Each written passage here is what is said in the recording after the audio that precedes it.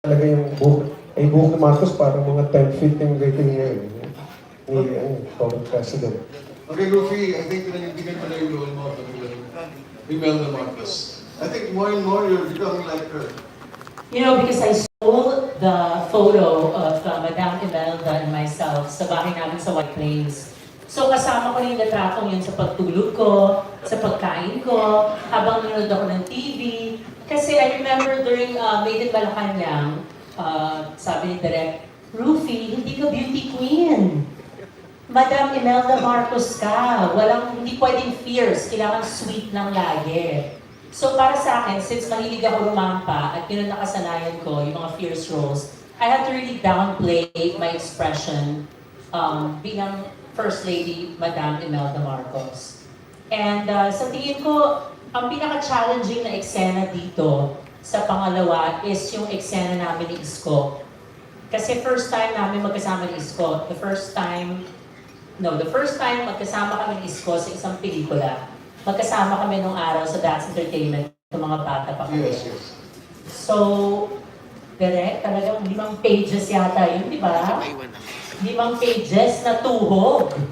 So, para sa akin, yun ang pinaka-challenging kasi very important scene yun sa pelikula. Very important role yun sa scene yun sa pelikulang to. And in terms of siguro yung mga kasamahan ko dito, lahat sila mahuhusay. So, when we're on the set, talagang we really work hard and we do our job as actors. So, alam kong nabuhay ulit yung mga bashers, nagpahinga sila for a while. But gusto ko lang sabihin sa kanila na trabaho lang po to, walang personalan. Okay, Cristine, how many pages naman? How many pages sa script mo? Well, according to Direk Darren, malala daw madami. So, going back to your question po, Tito Mario, ano yung challenging? Yes, yes.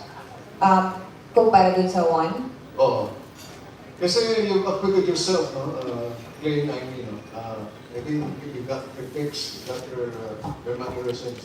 So, ano na-achieve mo dito sa pangalawa? Dito po sa pangalawa, mas mellow down. So, going back to your question, challenging siya, which I like. So, the more challenging role, the more I'm game. So, this time around, it's a different kind of challenge naman. So, I don't wanna spoil it. I think it's better if you guys watch it. Okay. Ihawi mo yung misteryo sa pelo mo. Ano po? Ihawi mo yung misteryo, yung hiwaga sa pelo mo. Ganito eh. Okay. Okay, my last question, if I may, no, for Cindy. I know your role is really controversial now, so ano yung naging damdamin mo accepting the role of Korea? Oh, no, I'm playing the young Imelda Marcos. I'm sorry. Okay. So how do you feel about that? Oh, of course, it's an honor to play Imelda Marcos. Nung sinabi ni Direk Larry told me, mag-isip ko ba ako, syempre, tatanggapin ko yung role. And, syempre may cons, di ba? Saka may pros sa lahat. But you know, you're just playing it, and you're just, telling a side of the story. So, yun yung mga, di ba, yun yung mga worries mo minsan na, babash ka because you're playing Imelda Marcos. But that's Imelda Marcos, whatever happens. I was watching her video sa YouTube, of course, the younger years. Sabi ko, kaya ko ba ito? But, I don't know, direct kaya ko ba? Honestly, it wasn't really that hard. You just have to, compose yourself kasi ang galing-galing niya magsalita. She's just so inspiring, she's just so strong. Yung parang napalik ko siya, gusto ko maging siya. So I was so excited to play the role. And I had fun. I had so much fun. At least for a change. It's a refreshing change from what you've been doing. Yes. Thank you, Billy J. Thank you, Sir Mario. Now we move on to Ms. Tessa Mauricio from the Manila Times.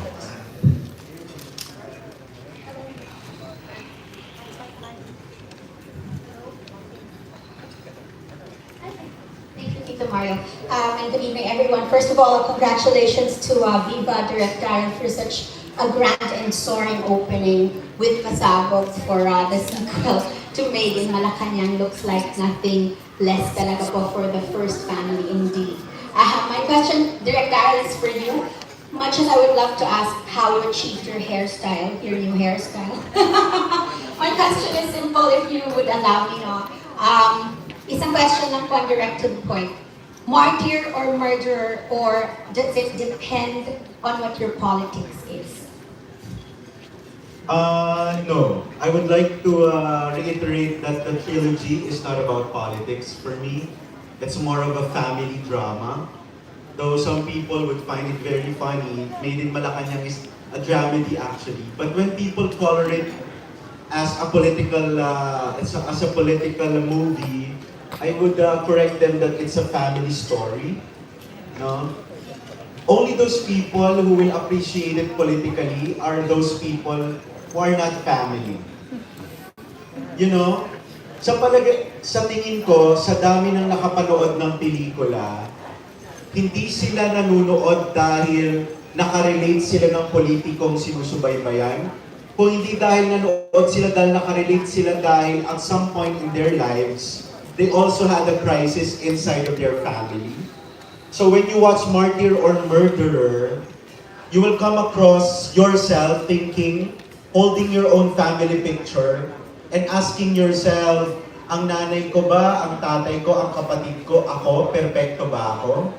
Sa buhay namin bilang isang pamilya, nagkaroon ba kami ng pagkakataon na nagtitiis kami para sa isa't isa? O gumawa kami ng mga bagay na maaaring makasakit sa ibang tao dahil sa pagmamahal namin sa pamilya namin.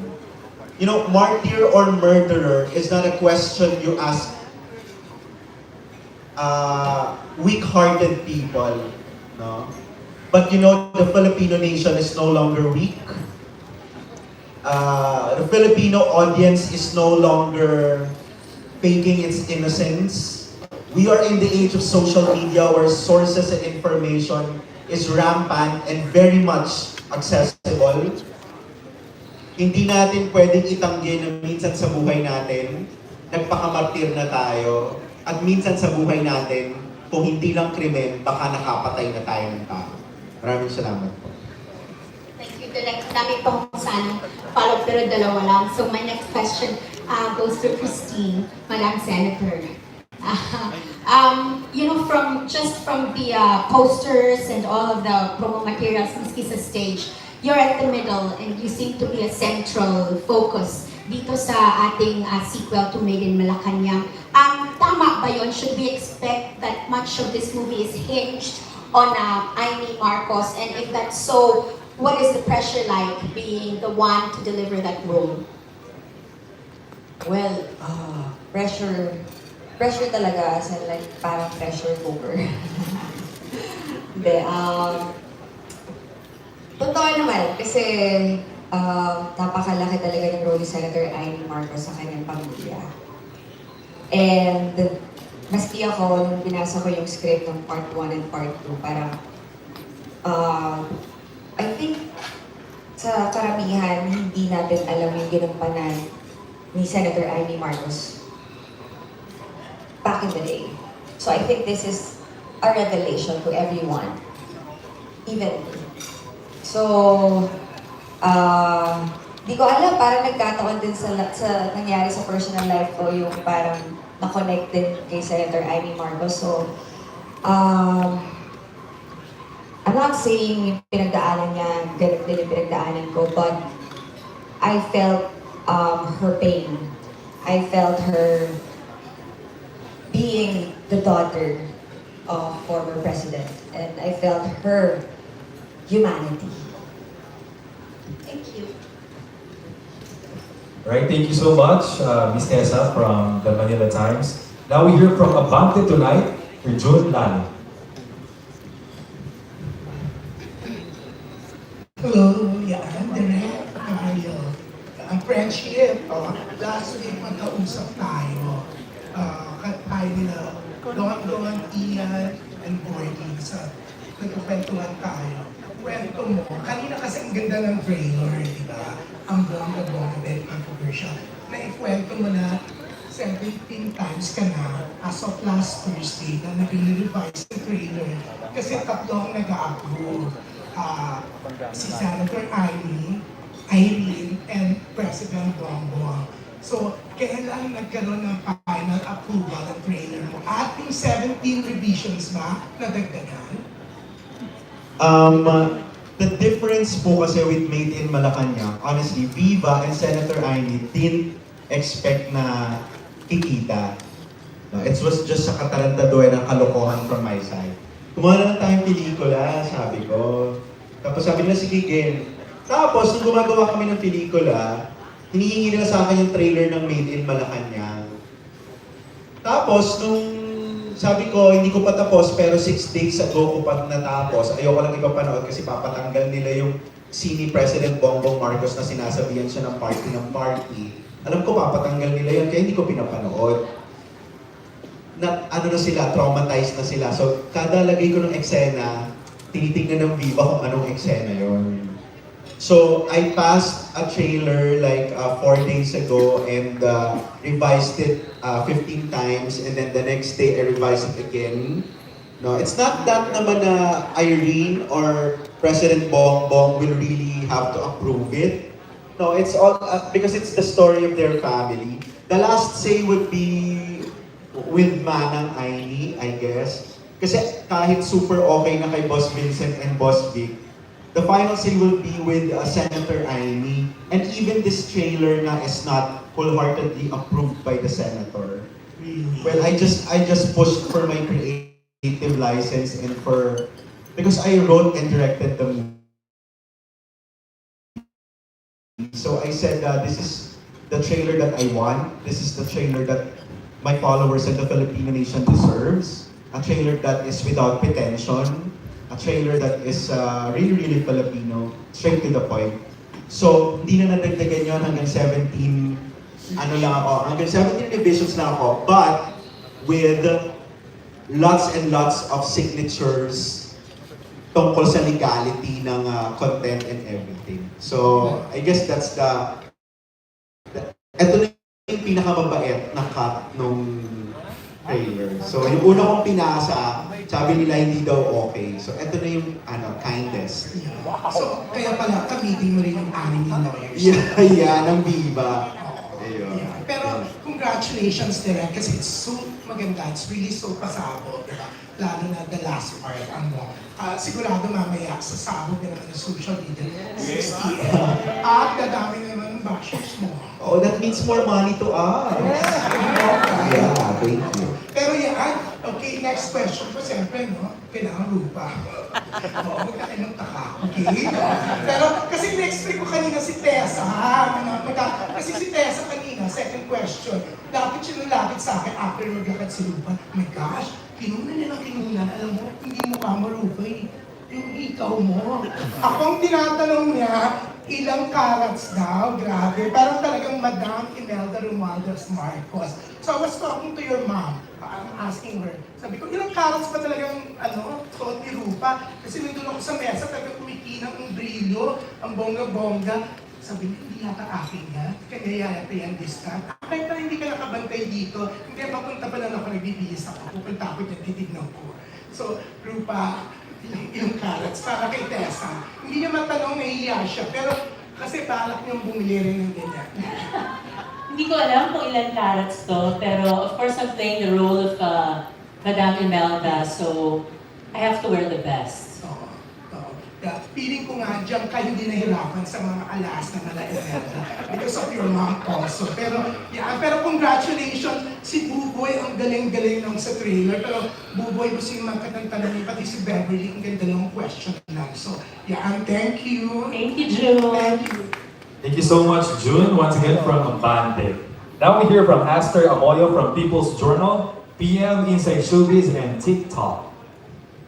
Good afternoon, everyone. Ngayon pa lang, congratulations to Viva and of course the entire cast at saka si Direk. Kasi yung sequel na ito sa una niyong pelikula, Made in Malacanang, anong expectation niyo Kasi it broke the records after, of course, pandemic, parang pinalabas last year. Anong expectation niyo sa pelikulang ito? Can I ask everyone to answer?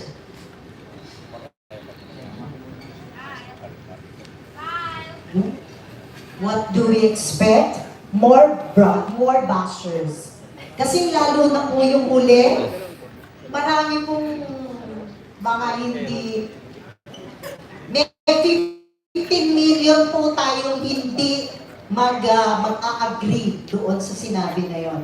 Kaya gaya po noong Made in Malacanang, hindi sila nag-agree tungkol doon sa nagmamadyo, mas lalo po dito, 15 million po sila. Thank you so much, Miss Bev. Now, to answer next is Kyle, followed by Frankie, and then so. And go, Kyle. Yes, thank you, ma'am. Well, mataas yung expectation kasi syempre, super unexpected. Well, expected naman talaga na tatangkilikin ng sambayanan ng Made in Malacanang. So, itong second part talagang very exciting. Ngayon nakita na namin yung trailer. Sabi ko nga kay Direk, tatlong words lang, OMG. Kasi talagang ito na naman, aabangan na naman ng lahat. And panibagong, ano na naman tayo, panibagong laban na naman to. Sabi ni Ms. Beverly. Pero yun, very thankful ako. Dahil kasama pa rin po kami. Hopefully, hanggang party talaga. Thank you. Pero ayun po, ma'am, very ready kami lahat. And i-present namin sa iyo ang Martyr. Talagang pinagandaan po namin lahat. Maraming salamat po. Right, thank you, Frankie. I mean, syempre, the first movie Made in Malacanang, sobrang, it did so well. So I guess I expect to do even better. Mas bongga to. Yeah, I'm just excited to be a part of it. So. And Cindy? Of course, aside from more surprises, kasi kahit sa character ko pa lang as Laminata, grabe ang dami kong really shocking. So, syempre abangan ng tao yan dahil may love story ni Nanda. Nakakagulat. I think madaming hindi nakakalat. Even mom ko, kinanto ko yung role ko. Sabi niya, talaga ba? Eh, buhay siya ng talang. I mean, yun yung time na, hindi niya alam. Pero you know, she was aware of it. Sabi niya, hindi ko alam yan. So, syempre, nag-expect tayo na mas bongga. And of course, this is mas bongga sa Made in Malacanang. Pressure yun kay Direk Daryl, pero I don't think mali-disappoint kahit sino man yun. Thanks, Cindy. Diego, as Vivian. I'll keep my answer short and sweet. I think it'll be just as good, and that's the bare minimum, or even better. That's sweet. Right, Cristine? Expectation ko dito sa pelikula na to, madurog ang puso niyong lahat. Yan lang. It's Ruffa. Direct daw, you skipped it. Okay. Hindi, ako, I expect that this will be bigger. Direct Daryl Yap never fails to surprise us. And it was the first time for us to watch the trailer kanina, and I'm sure lahat tayo ulitin natin. So, ganun si Direk, and I believe that we're in good hands kasi Viv is the producer, and sa tingin ko trailer pa lang, marami nang aabangan na bago dito.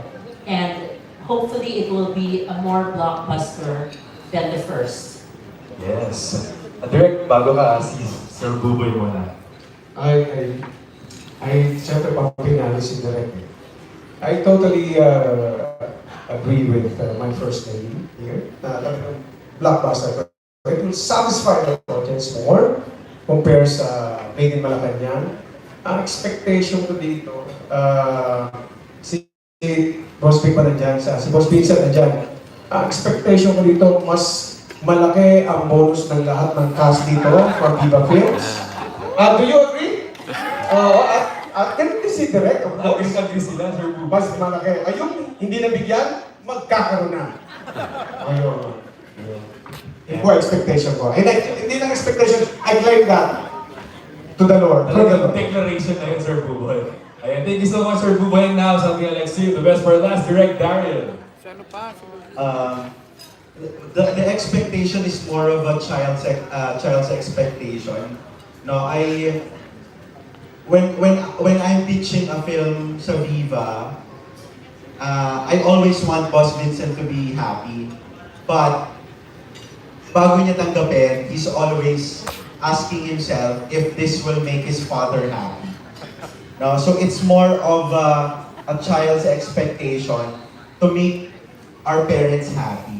And with that motivation, ganun din kay Senator Amy Marcos. So I guess, kapag ang expectation ng isang anak ay para sa ikaliligaya ng kanyang magulang, sa palagay ko napakalabong hindi magtagumpay ang ninanais natin. So this is, the expectation would be not monetary, the expectation is not really box office, ang plastic. Pero the expectation is to make Boss Vincent happy. And the only way to make Boss Vincent happy is to make Boss Vic happy.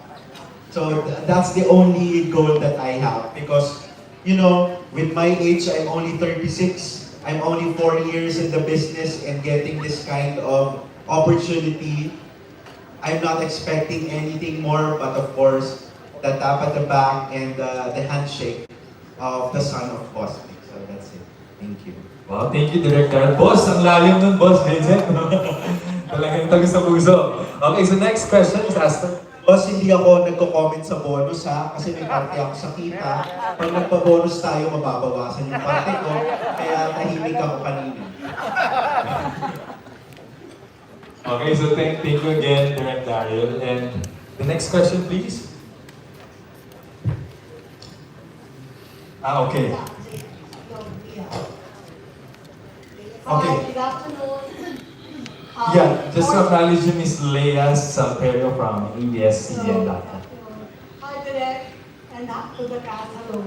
Direk, were you, did you ask any one of the main cast to tone down or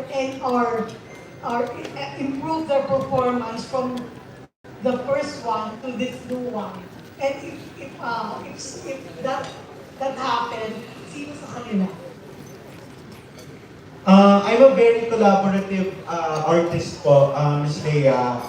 Dito kasi sa, if you will notice sa Made in Malacanang, sobrang light lang ng role ni Imelda Marcos. Hindi siya masyadong, kumbaga naging spicy dun sa part na yon, no?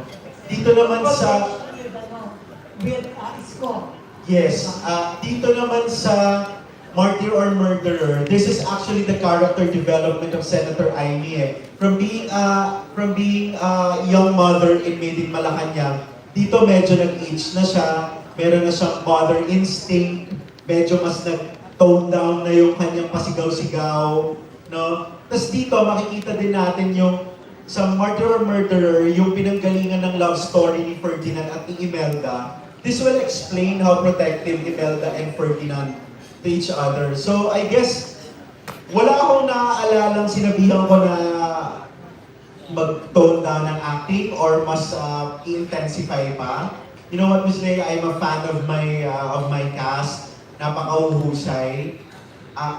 Feeling niyo naman, bobolahin ko kayo, pero hindi ko na pupurihin si Sir Cesar and Cristine. But Ruffa is really phenomenal in Isko and Ruffa scene. No? It's a 6-minute dialogue without cut. Yes. And I'm gonna share you something. No? Akala ko kasi si Jun Lalin tatanong niya sa akin yung naging problema ko kay Ruffa. Ruffa is so into the character na sabi niya sa akin, Direk, do you want this to be in verbatim? Gusto mo ba per word kong sa ulado? Sabi ko, yes. Kasi yung huli mong line, yun ang magiging sagot ni Yorme. So dapat sa ulado yung line, 4 pages. You know what? Sa sobrang into ng character niya, nangingilit ang luha niya, there's a line na sa tingin mo ba magsasayang kami ng oras sa sobrang na-carried away si Miss Ruffa? Sabi niya, sa tingin mo ba mag-waste kami ng oras? Sabi niya. Ay, mag-waste kami ng time? Sabi niya, pero umiiyak siya. Sabi ko, cut! Sabi niya, why? Sabi niya. Pina-playback ko, sabi niya, umiiyak siya. Sa tingin mo ba mag-waste kami ng time? Sabi niya, mag-waste ng time? 1983. So, ayun, she's just into that character. She's very hardworking. I know she enrolled a workshop with Tita Ruby Ruiz. So, it's really the preparation that made her really brilliant. Not just the earrings, Miss Leia, but the performance of Ruffa is really brilliant in this. Thank you. Is Ella Cruz just not here or she's not in the movie also? She's just not here. She's in the movie. Alright. Can I ask the main actor, the first family, personally kayo, meron ba kayong scenes na you think you should have improved on it or meron kayong performance na you think sana nagtuunan ako? Although si Kuboy kanina sinabi niya na he thinks na nag-improve pa siya as Ferdinand Marcos. Yeah. And so we'll ask first Diego as a part of the first family. Hi, Ms. Leia. I just followed everything that I said. Whether to be higher or lower, basta lahat ng sasabihin ni Direk gagawin. Yun lang po. Ikaw naman, Cristine. Second motion. Ganun din. Siyempre leader namin si Daryl Yap, diba? So, we'll follow him. Ako naman, I think there's always room for improvement for each character, diba? And for each project. So, I just delivered the best that I could in this film. And si Direk ang bahala sa lahat kasi he is the captain of the ship. So kung approve sa kanya, approve na rin para sa akin. Hindi ako nag-waste ng time. I think Ruffa, yung confrontation ng Isko is one of the highlights of this film. Yes, it is. It took us, how many hours, Direk? That's roughly 3 hours of shoot. Kasi Yorme's not here, pero I mean, Or a 6-minute scene? yes, because sabi nga ni Yorme, kinalawang na daw siya. It's his first movie after like a decade yata. So, pero mahusay si Yorme. Yeah, very. So, ang tagal kong naghintay because they don't wanna take it not unless they're super prepared. So, they talk muna silang dalawa, should be very prepared. Then after that, minimal lang kami ng bago kasi yun nga yung napapag-taglish minsan si Rufy, tapos minsan si Yorme napapatingin sa camera. Medyo hindi na sanay, no? Medyo politiko si Yorme sa type na parang kinakausap niya yung camera and all. So minimal lang. But you know, it's really one of the highlights. No, yung pag-uusap ni Noy and Imelda in New York, 1983, before the assassination. Nice to hear from Kuboy. Yeah, totoo yung sinabi ko na medyo nakakamada ko na yung character ni Evan. But I have a lot of growing up to do. And ako hindi ako mapapagod na aralin ng character niya if given a chance. Kung mas mahaba nga yung pag-aaral o mas mahaba yung preparasyon, siyempre, mas pabor yun sa artist. Mahirap kasi yung talagang kapirat ko konti lang yung preparasyon. Parang ko Ferizal. Oo, yun, at least yun, bigyan ako, dito talagang medyo may ibang klase ang director mo rito eh. Ang ganda lang ng script direct eh. Hindi mo at napakagaling ng director namin talaga. Ako, I'm a film director also. Pero, I cannot stop myself from commending kung gaano kagaling yung director ko na. Considering na napakabata pa. Di ba? So, talagang nagbuhos ang Diyos ng kagalingan bilang director, parang dalawang nabubuha doon ng director. Kaya totoo talaga. At nakita nyo naman yung trailer. Ako first time namin nakita yung trailer. Talagang goosebumps. And I'm happy, I'm satisfied sa trailer. Yun po. Maraming salamat. Thanks, Direk. Thank you so much, Miss Leia. And now, we move on to the next press from Tempo, Sir Neil Ramos.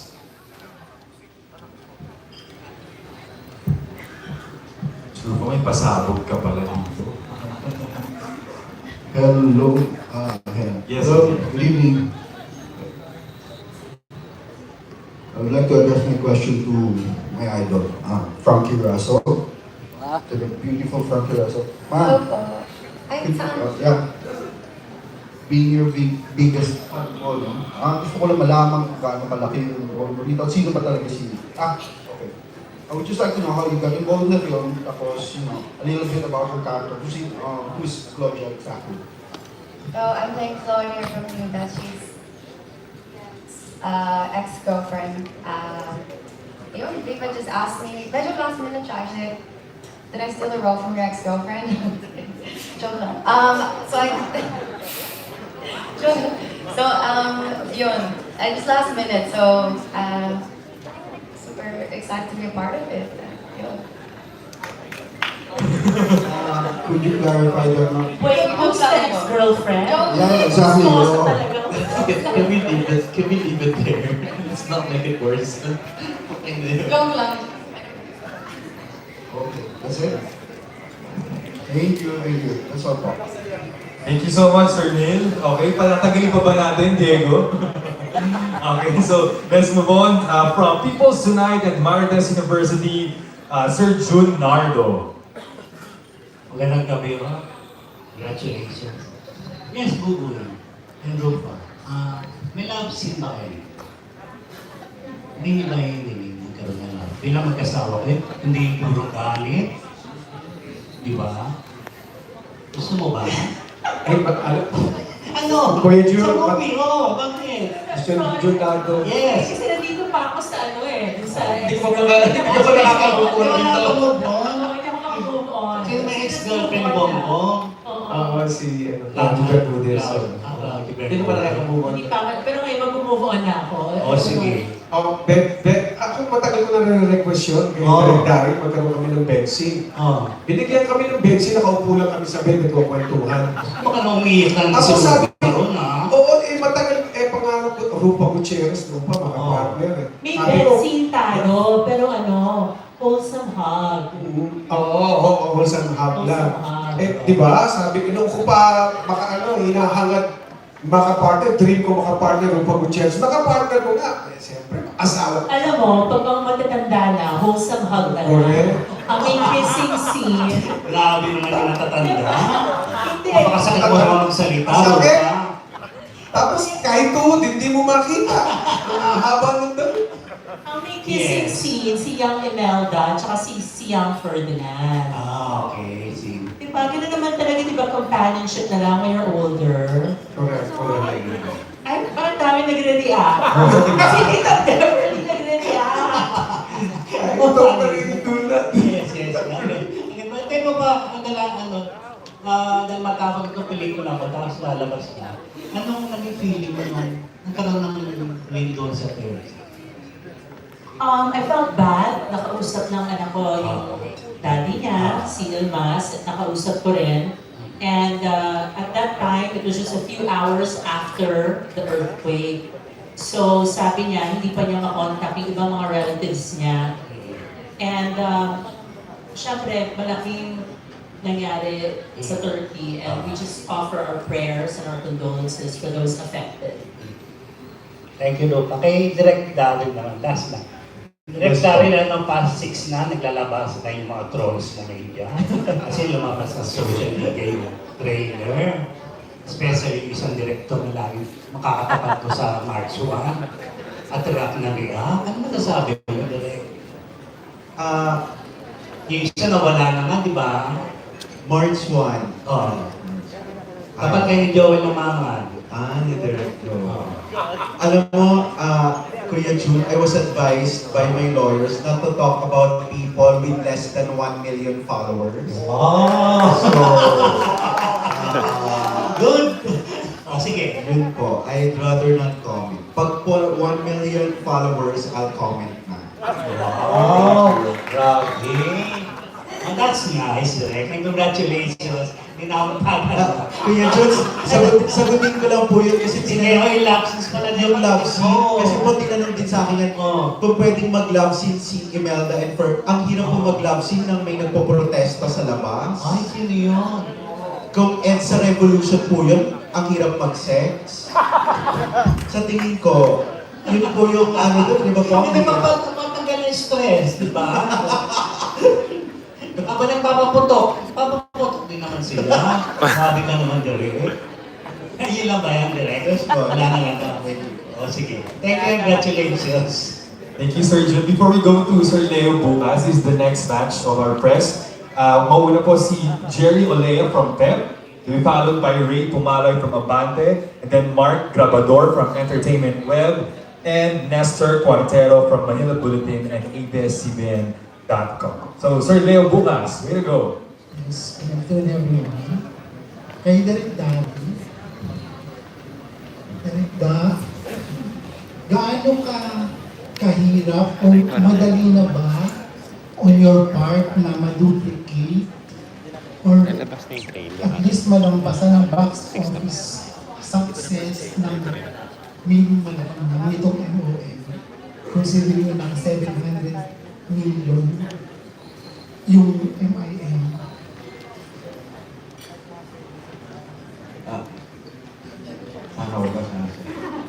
When I was doing the movie po of Martyr or Murderer, I was not thinking of duplicating any success or besting another record.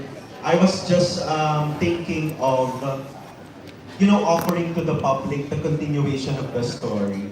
Because Martyr or Murderer is not necessarily what happened after Made in Malacanang. It is literally what happened before and after. So po ako kung tatanungin ako, the formula is not yet discovered. Sa tingin ko po, box office successes naman depends on the quality of the content. Content is always king. Movie man, television man, or libro man, or social media post. Content is always king. Promotion is always a support. But of course, the relatability and the support of the people will come if the movie or the content is really of quality. So I was focusing much more on the quality, tapatan yung dating nagawa. Tapos I guess destiny and the support of the people will make it box office if it is destined to hit. Now I'm just praying, we are praying hard na magustuhan ulit ng mga kababayan po natin. Okay. Last question direct. After MOM ba, meron pang isang iba? At mas magugulat ba kami sa pangatlong installment ng iyong pelikula? Well, that's my art. I always want to shock people, provoke people. Basically, that's my tactic. No? I don't deny it. I don't.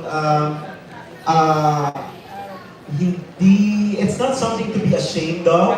That's a marketing move. I find it a very legitimate aspect of marketing. Well, to shock people and to entice them to watch and to support the movie industry is something that I think is a noble job, and giving other artists jobs as well.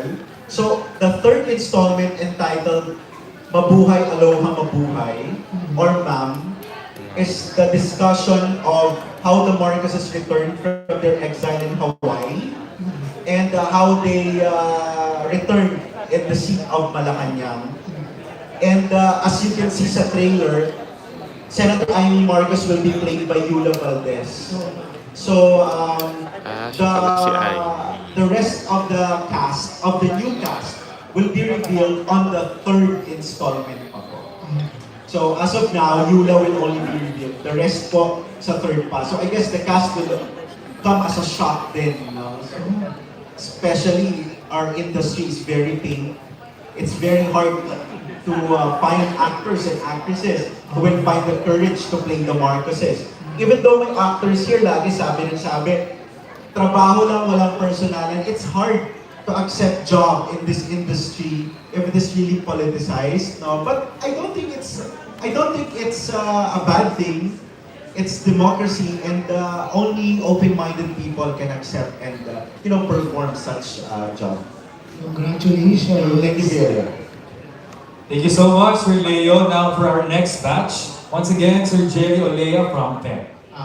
Dahil nga naka 750 million, Leo, di 700. Pinakamalakas na pelikula ng 2022 last year.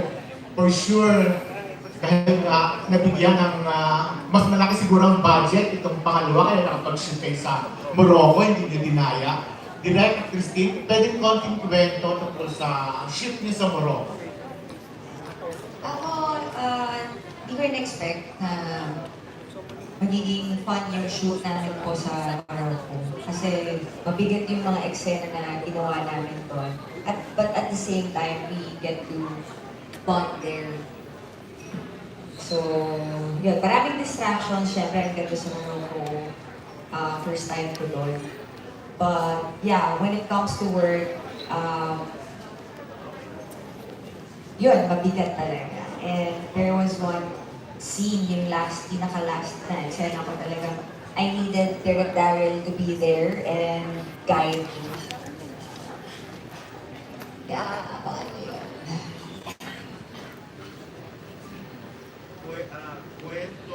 Hello. Kwento sa Morocco, aside from nung naglalakad ako sa Morocco, may nakasalubong akong Pilipino, tapos sabi niya, a month ago lang nag-check-in dito si Ruffa Gutierrez sa Morocco.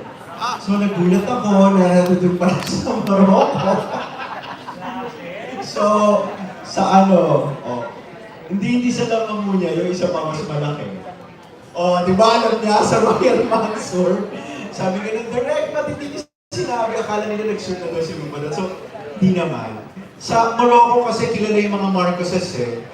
The King of Morocco during the time of Ferdinand Marcos and Imelda Marcos, they're super friends with the Moroccan royalty. So di kami nahihirapan, sobrang lamig lang po, Sir Jay. Sobrang lamig. Tapos ang ipis ng suot ni Cristine, di kami prepared lahat. Kasi yung staff namin, sabi namin, saan magsushoot? Sabi namin sa desert. Akala yung mga staff namin, pag sinabing desert, mainit, nakashorts ang mga animal. So lamig na lamig kami lahat sa desert. So, kagaya na sinabi po ni Cristine, heavy drama scenes ang nasa Morocco. But, you know, we pulled it off aside from the talent of Cristine is because of our kababayans. Napakaraming kababayan natin doon na tumulong sa amin makapag-shoot at makapaghanap ng mga magagandang location. We are just so blessed. Salamat po sa Viva sa pagkakataong makapunta sa Morocco. Second question ko direct. Dahil nga, for sure, pag-uusapan yung last line, pasabog nila yun sa official trailer. Hindi na ba talaga ang doon sa maraming versions, hindi na talaga yung, kumbaga, panghuling linya o may iba pa sa linya na pwedeng kwento tungkol sa linya na naging last line trailer? Alam ko po kasi papabago ng Viva kaya ginawa kong phone scene. Kasi po pag pinaarte ko na yung bongbong talaga doon, mamumulubi kami. So ginawa ko munang phone scene, alam ko papapalitan eh. So, yun na po yung pinakamabait, hindi po talaga yun yung pinapasabi ko. Pero nag-usap po kami ni Boss Vincent, ni Boss Vic na, you know, alam niyo naman po eh, kung ako ang goal ko talaga is mang-provoke to Senator Amy to tell the story. The Del Rosarios want to help the entertainment industry lang, period. They don't want any intrigues, they don't want anything. They just want the movie to do good. No, but you know, as a very bad person, I always try to magnet controversy because it sells. No? I am not putting that line to gather hate, but that's what it is. I mean, the Marcoses filed electoral protest. So ano po sa tingin natin yun? Nag-file lang sa electoral process, trip-trip lang. Ibig sabihin nun, yun ang feeling nila. Diba? So ako, I'm just, you know, being true to the message. But of course, I'm still being bounded by contracts and moral clauses. So I said yes. But if your question is, if that's the kindest, that's the super kindest, it's not at all in my plan. Thank you. Thank you. Thank you so much, Sir Jerry. Before we move on to Sir Ray, tanungin po muna natin from Net25, Ayan Batinga.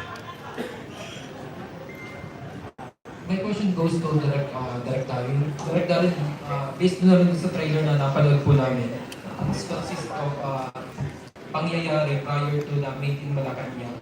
Then, meron din pong after. Kumbaga sir, tinumbay niyo po. Tapos may mga inputs po kayo ng mga clips katulad din po nung sa Made in Malacanang ng mga original materials. Sa lakas po ng loob nyo na magpasok ng original content, for sure may mga usapan na po kayo. Kasi sa legal thing eh. And tell something more about it. Other movie makers would try to put some light to the thing that they are well researched. They are academically founded. Well, to their surprise, all of my materials, all of them are not actually Marcos materials. Lahat ng makikita nyo sa pelikula ay nagsasalita ang mga Aquino. I'm just interpreting what they are saying. After all, I'm a writer and a director of what is happening during those times to the Marcoses. Habang pinapakita yung libo-libong nakikipaglibing kay Ninoy, yun nakita natin. Pero yung reaksyon ng pamilya Marcos na pinagbibintangan, yun ang pinapakita ko. And I don't think I have to research about it and to have academical support to tell the reaction of a family. When it comes to the permits and licensing of the videos being used, aside from the fair use, kung saan public domain na yung mga interviews na winave nila ang rights, Viva also managed to get, to get license dun sa mga gagamitin namin. Pero mostly, sir, ang mga nakuha po namin is public domain na, paulit-ulit. But I opted not to show the killing of Senator Ninoy in this film. So they will not be experiencing that moment. That has been, rerun for almost like 4 decades now. Yun lang po ang hindi ko mapapakita sa pelikula. The rest, lahat interviews ng mga Aquino. So I don't think na may gawa-gawa ako dito kung ang source ko sila. Kasi kung gawa-gawa yun, di ako yung gumawa, sila yun. So, kapag sinabi nilang at least kami, researched and academically based, I am like that too. It's just that I'm more creative than these movie makers. And in making story more interesting, more compelling, other than, sell my shit like I'm not educated enough and to use other people for promotion. I just think the Filipino people deserves better. Thank you, Direk, for your answer po. Madalas po kasi namin marinig, or the other cast po, madalas po namin marinig yung reaction and yung comment po ni Senator Amy Marcos about the performance of Cristine in this film. I like to get naman po yung comment po ni President BBM sa performance po ni Diego about this portraying him. Well, I think the president is very busy to watch a movie. No, if I seldom listen to my bosses, I don't think I'll hear the president also when it comes to movie making. I'm sorry.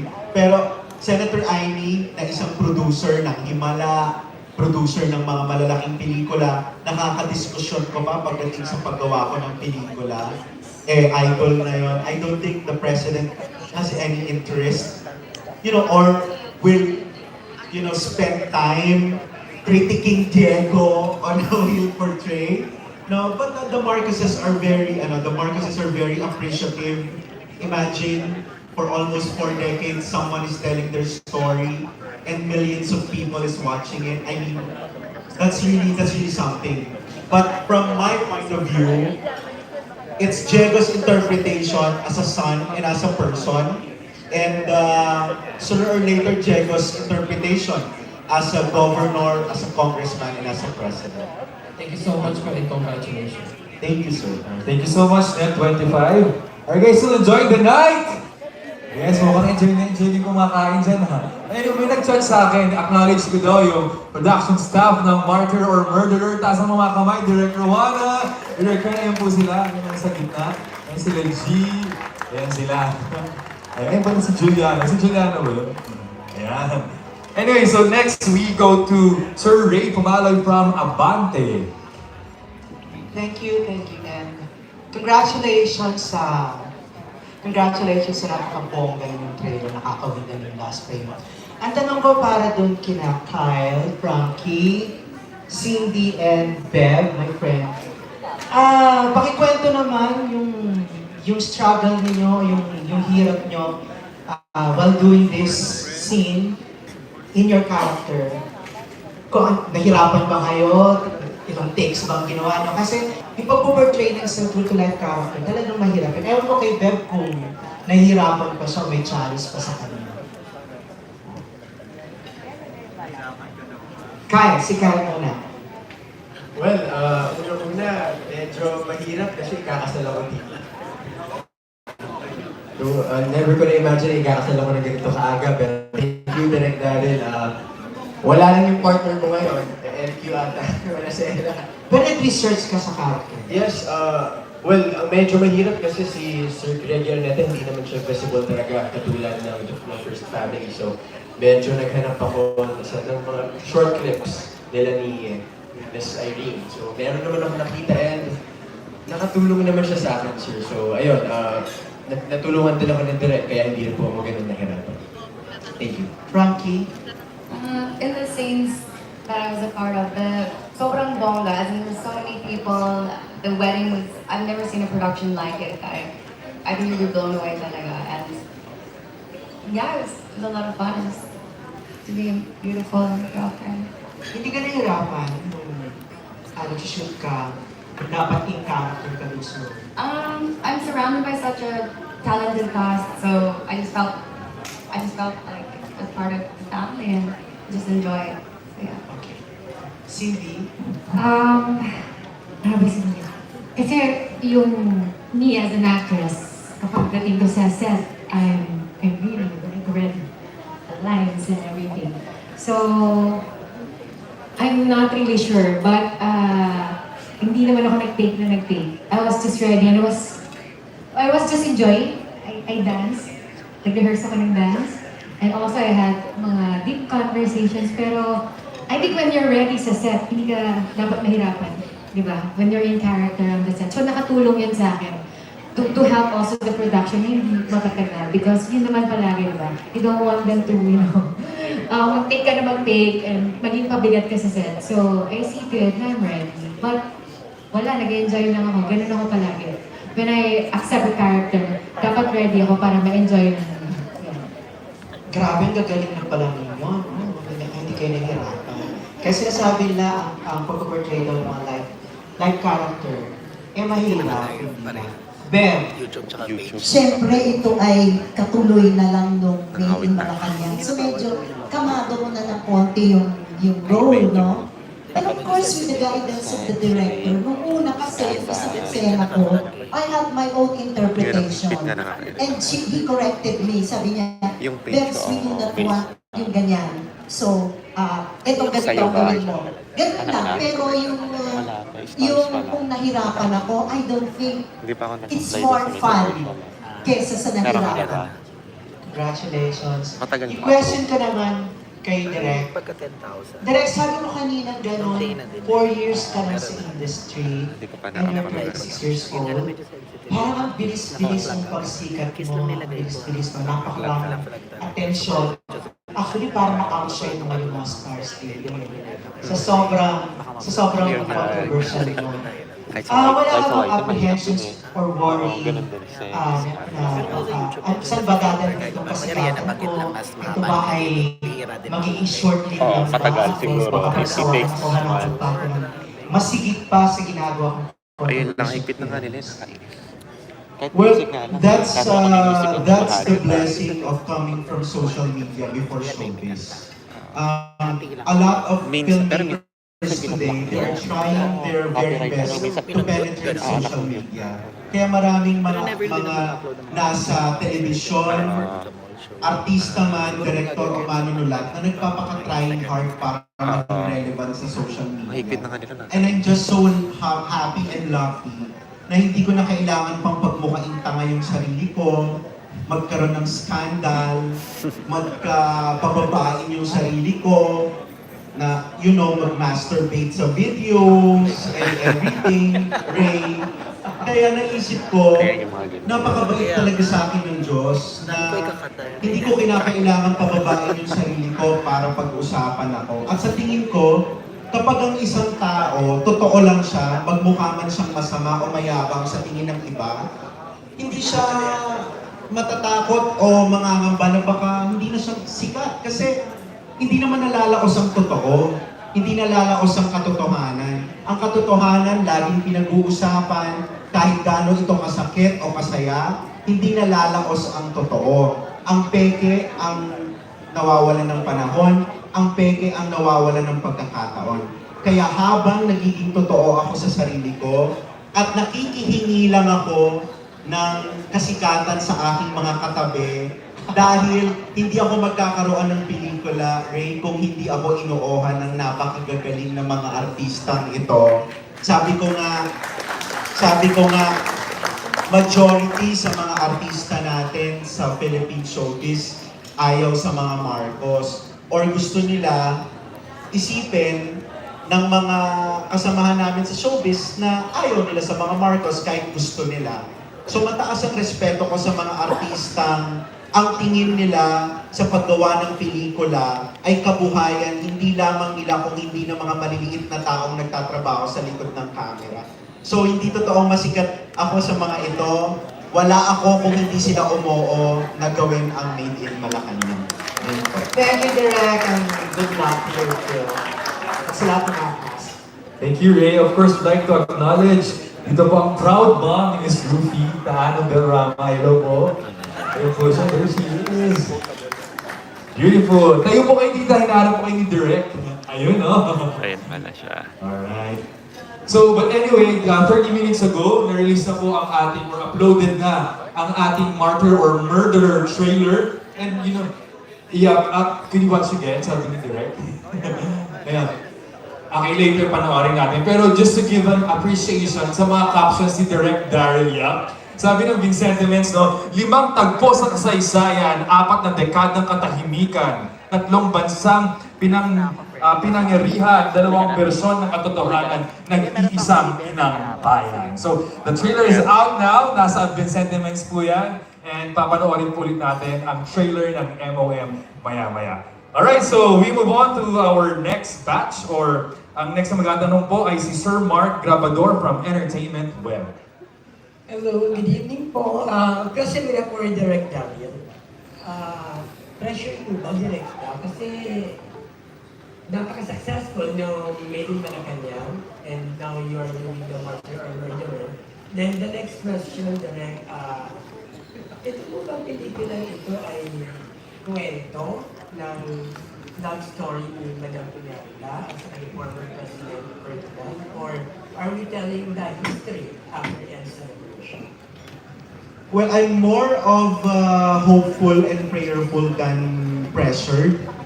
I would like to believe na gaya ko, ang mga artista din, ang mga producer, ay nagdadasal na sana kung hindi higitan, kahit man lang maging kagaya ng tagumpay.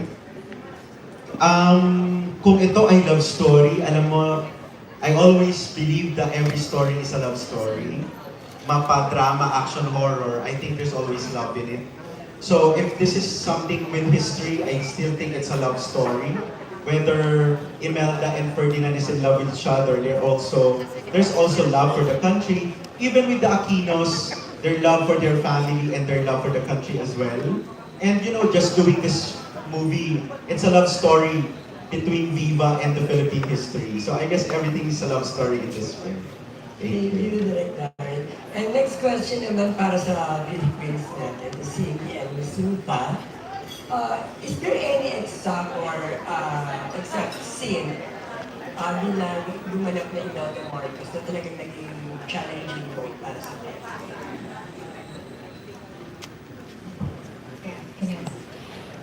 Exact?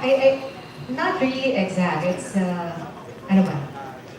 Yung young, of course, I played the young, and then, I think that would be surprise kung meron. Kasi, yeah, I think meron, right? So, yun yung isa sa mabigat na scene. So, kailangan naman.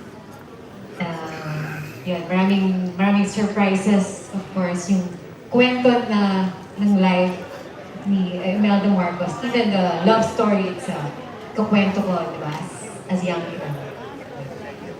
Definitely maraming revelations dito sa pelikulang to. But like what Cindy said, you'll have to watch it. We don't want to spoil the, the essence for moviegoers. Thank you. Thank you and congrats. Thank you, Mark. And now, calling on Nestor Cuartero from Manila Bulletin. Hello, good afternoon. May I ask Director Daryl, as a storyteller, you must have a set of consultants in tackling such a delicate material. Who are they? The reaction of the Marcos family, I don't find it very delicate, sir. The source of their reaction and their experiences will always be their experience, and I think having them as the source is the ultimate gesture a storyteller must undertake. When it comes to the historical parts of the film, just like what I've said earlier, lahat po ng makikita ninyo mga clips ng mga interviews at speeches na mapapanood nyo sa pelikula ay nandoon na bago pa man po ako isilang. At ang laman ng pelikula ay reaksyon ng pamilya Marcos doon sa nangyaring yon. So, hindi ko po mabibigyan ng magandang sagot kung ang iniintay ninyo o nila ay kanino ko kukunin ang validation ng reaksyon, pakiramdam sa puso, sakit, pag-iyak ng mga Marcos kung hindi sa mga Marcos lamang. That's why at the very beginning of this press con, when I was asked if I'm doing another political movie, I corrected the person immediately. I said, just like what I've said in Made in Malacanang, the trilogy is not a political movie. It's a family in crisis movie. And I think the best consultant for a family crisis movie is the family themselves. Thank you. Your title, Martyr or Murderer, could refer to either President Marcos or Ninoy Aquino. Sino ba ang starring role dito sa title role mo? If I answer this question po, I might lose audience on March 1, 2022. So just like what I did in Made in Malacanang, it shocked the nation to find out that Amy Marcos is the real Made in Malacanang. It's now for the Filipino people to uncover who is the martyr and who is the murderer. March 1, 2023, cinemas worldwide. Maraming salamat. Last point, Director Daryl. In the interest of fair play, did you have to consider telling the other side of the story in presenting your family drama? Did I consider consulting the Aquinos? They did not pay me to do so, sir. So, I am not bound to ask them anything. I am not required to ask about their reaction. A lot of Filipino filmmakers for almost 3 decades, sir, has been telling their stories. I don't think they need a young war freak director like Daryl Yap to tell their story. I think a lot of great directors have told their story in the best way they can. I'm just here to tell the story of the Marcoses. Whether I'm doing it right or wrong, we'll find out on March 1, 2023, Martyr or Murderer. Maraming salamat po. Last point. Where were you in 1996? Where was I 19? In 1986. I was born 1987. I was at 1986. Maybe I'm just in the dream of my mother. And now I'm fulfilling that dream to become the best son that she could have. Thank you very much. Congratulations, Cesar, Ruffa, Beverly, and all the others in the cast. Thank you so much, Sir Nestor. And up next, we have Archie Liao from Abante Tonight. Congratulations, Direk Daryl. Ang tanong ko lang, kasi sanabi kanina na trilogy ito. So, ano naman tatalakayin sa third part? Hello. Nasa second part pa lang tayo, Sir Arch. Di pa ako nakaka-recover eh. Hindi pa ako natutulog. Kasi hindi pa namin tapos yung pelikula. Is-showing na daw sa Japan. Teka lang, sabi ko kay Ma'am Lay, it's not, well, you know, it's always a collaboration. No? Sabi nga ni Boss Vic tsaka ni Boss Vincent, every time that I do a movie in Viva, they give me 100% independence. They give me their 100% confidence. But you know, every time I do a Marcos film, I don't enjoy that 100% independence because we have the Marcoses. No, I have to be limited. Pero kung Viva lang yan, you know how generous Boss Vic and Boss Vincent, they let me play. So, as much as I want to say that this is a feel-good movie for a director like me, it's not. It's really more of a challenge. Because, you know, I can only imagine, sabi ko nga kay Boss, sa tingin ko hindi ko kaya to. Sabi ni Boss Vic, alam mo na, ba't ako nakalbo? So, you know, yung mga... I don't think I have to discuss the third part because we are just finishing the second. And you know, the turnout of the second movie will determine if there will be a third. And I don't want to be very overconfident to say that. I can only be confident in all the contents, but on how the public will, you know, patronize, not yet sure, Sir Archie. Maybe we'll talk about the third when it's there. Thank you. Thank you. Okay. Ang next question ko para sa cast. Alam natin na ang mga characters mo ay true to life at saka at the same time, napaka-sensitibo, ano? Ang tinatalakay na kwento. Kayo ba bilang artista, nagkokonta kayo ng sariling pagsasaliksik sa mga karakter na ginagampanan nyo? Unahin mo natin si Cesar. Kung nagsasaliksik kami sa mga ginagampanan namin, syempre naman po. I was there, 1986. Sinabi ko po kanina, I was in college sa Bergen, alam ko po yung nangyayari noon. But this is the other side of the coin. But I've seen several times sa TV, kahit maliit pa ako, 1960, Marcos, 1969, presidente na.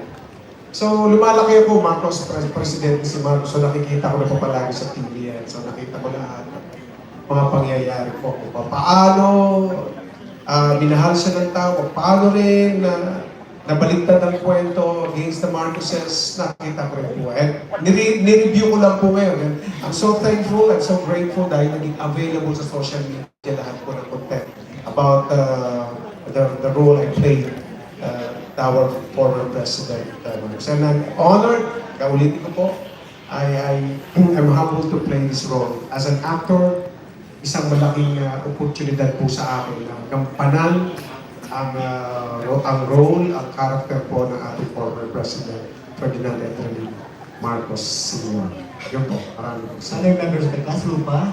Yes, like what Cesar said, I'm truly honored and grateful that Viva and Direct Daryl Yap chose me to portray First Lady, Madame Imelda Marcos. Of course, I did my own research as well. Everything's available now on social media, so I was able to just research, type about the love story of Imelda and Ferdinand Marcos. And a lot of reading. I know Madame Imelda as well. I met her when I was 18 years old. And I'm just so honored to be a part of this film. Hello. Research, hindi po ako nag-research talaga. Kasi ang inaral ko yung script ni Direk Daryl Yap. So doon lang talaga ako kumuha. So yun po. Ako naman po, I'd like to say nung MIM, I definitely did some research of our president. But with this, with MOM, I simply portrayed kung ano yung gagawin ng isang anak kung in the situation of what was happening at the time for the Marcoses. And hindi naman ako lalayo kasi talagang tunay na tatay ko ang gumanap na tatay ko sa MOM. So how would I react as a son? So yun din po yung ginawa ko sa pelikula. At wala naman po akong ginayang specific speech na ginawa sa totoong buhay. So, hindi ko naman ni-research in that sense. But, oo, ginaya ko pa rin kahit pa paano sa BBM. Nagpahaba rin naman ako ng buhok. Pero nakagayahin yung itsura niya nung panahon na yun. Pero bukod doon, yung dynamic namin as a family ay normal lang. Kasi isa rin naman talaga kaming pamilya. Cindy. Of course, as much as I want to research about her life, that would take too long. Wala kaming enough time for that. Of course, the nuances. I watch her videos through YouTube. The posture, how well she speaks. So nakaka-pressure yun, di ba? Because, you have to be perfect. I see her like, a perfect woman. That's it. That's the pressure that sabi ko, kailangan ko pag-aralan. Nakakaya, di ba? Mabash ka ng tao na mabakit. Nakaka-shilling ka eh. Di ba? Hindi ka pwedeng maging palingkera. That's enough for us. But, just reading my script, of course, ang daming discoveries. Doon pa lang. Okay na eh. Enough na yung nalaman ko sino si Imelda Marcos to punch. So, Canon Frankie. During the taping of the first movie, I saw how hard working Diego was in getting into character and studying. So when Viva asked me to be a part of the second film, I was just so honored and grateful to be playing such a beautiful woman.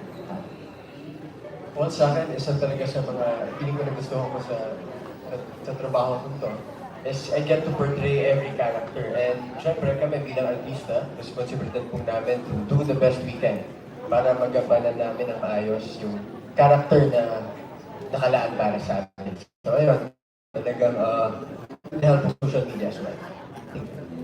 Manang biday daw. Alam niyo po, isa pong confession na sinabi sa akin din ang dayan niya.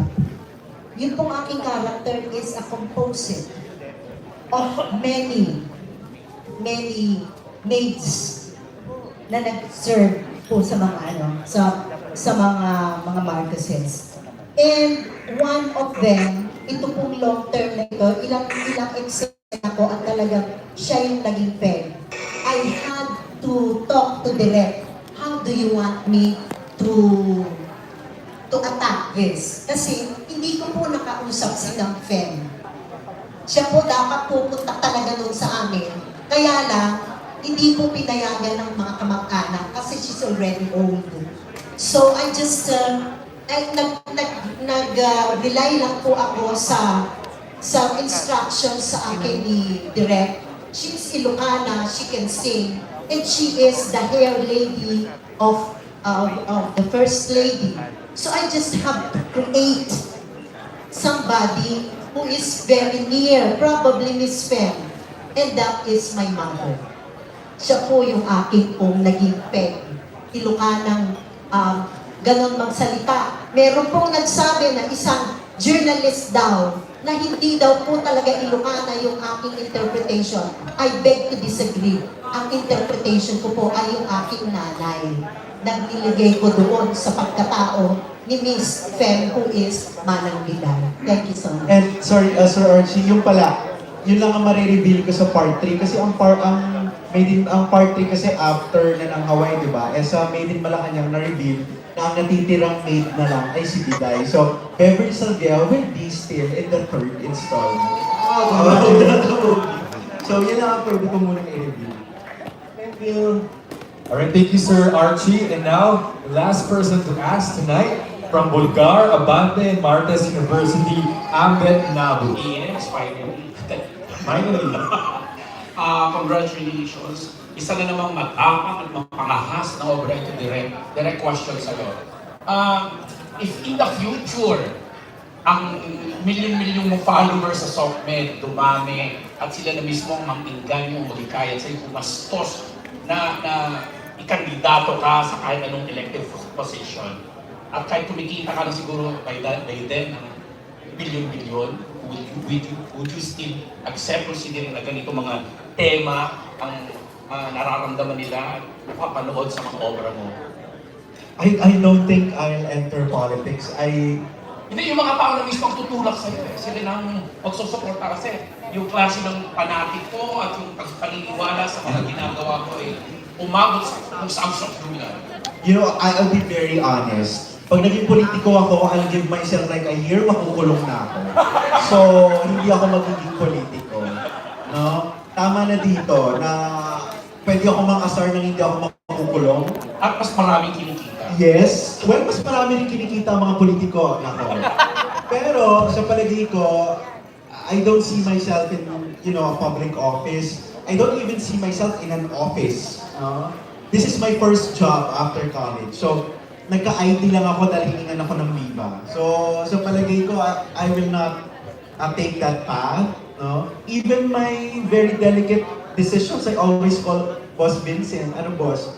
Ay gagawin ko dito. So I'm not really, you know, the decisive type when it comes to legality and corporate issues. I don't want to act like I know something. I don't want to act like a lawyer if I'm not one. And I don't want to, you know, to embrace a tree that is beyond my reach. So I don't think I'll be a politician. But, you know, I can help politicians. So, yun lang. Yun lang. Taas ng ganun eh. So, yun lang po. Last question na lang po. Martyr or Murderer yung title ng movie na to, no? So, malaking, sa tingin ko, kasi cast member na gumaganap na special role, si Isko Yorme, parang feeling ko na makita ko yung artwork or what. Parang feeling ko lang as Isko Moreno, ano, hindi yata nabigyan ng tamang billing considering na andun ka sa title tapos with walang offense niya sa mga ibang cast members. But may explanation ba na yung billing niya ay medyo nasa baba considering na dapat nasa title din na dinadala rin kinagamit or sinadya ba ito para inisin yung kabilang kampo or what? Just like what I've said po, I don't have any knowledge when it comes to corporate or you know, the technicality of the posters. Nagulat nga po ako na may ganyan eh. Nung una kong pasok sa showbiz na may mauuna palang ganito, may mauuna ng ganyan. No, I was talking to Nanay Oro during that time, during Made in Malacanang. Nagulat ako na ang chat niya sa akin, Daniel, may mga urian ako. Dito lang pangalan ko. Sabi ko, ha? Anong connect ng urian sa poster? So doon ko nalaman, I was talking to Viva and they said, you know, there's a billing and something like that. I'm not very particular when it comes to billing. You know what? If I'm particular in billing, yung pinakamalaking pangalan ko dyan. Ang ano ko lang po, maybe it's a business decision. Maybe Viva already talked to Yorme. Because when we are casting Ninoy, just like when we are casting the young Imelda, we were given, you know, a very short period of time. I was thinking casting Bistek or Herbert, you know, to make Ruffa happy.